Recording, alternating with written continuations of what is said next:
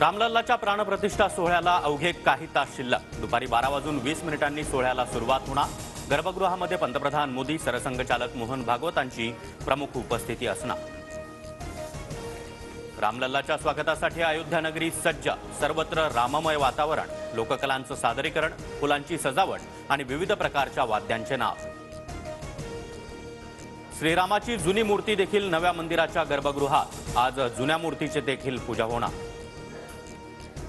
रामलल्लाच्या प्राणप्रतिष्ठा सोहळ्यामुळे अयोध्या शहरातील सर्व सीमा सील। निमंत्रितांव्यतिरिक्त बाहेरील व्यक्तींना अयोध्येत प्रवेश बंदी। राम मंदिर सोहळ्यासाठी सुरक्षा यंत्रणा सज्ज। हेलिकॉप्टरच्या माध्यमातून अयोध्येतील हालचालींवर करडी नजर। उत्तर प्रदेश सरकारकडून एटीएस कमांड जागोजागी तैनात। राम मंदिर सोहळ्यासाठी अनेक सेलिब्रिटी अयोध्येत। अभिनेता रजनीकांतसह कंगना रनौत आणि रणदीप हुडा प्राणप्रतिष्ठा सोहळ्यासाठी अयोध्येत। अमिताभ बच्चनही मुंबईहून अयोध्येकडे रवाना। रामलल्लाच्या प्राणप्रतिष्ठा सोहळ्यासाठी क्रिकेटपटू अनिल कुंबळे देखील अयोध्येत। सचिन तेंडुलकर, विराट कोहली, रोहित शर्मा, महेंद्रसिंग धोनी, सौरभ गांगुली राम मंदिर सोहळ्याला उपस्थित राहणार।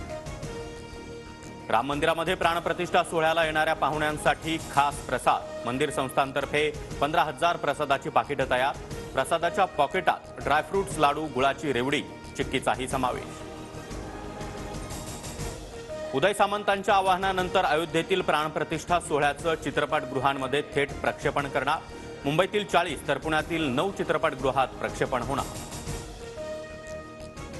मुख्यमंत्री शिंदेंची मुंबईत आज सायंकाळी शोभायात्रा। शिवाजी पार्क ते वडाळा राम मंदिरापर्यंत शोभायात्रा काढणार।